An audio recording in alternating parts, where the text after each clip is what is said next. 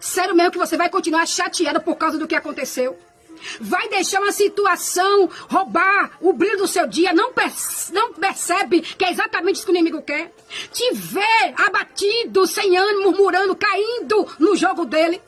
Ele não precisa tocar no seu corpo se ele conseguir prender a sua mente.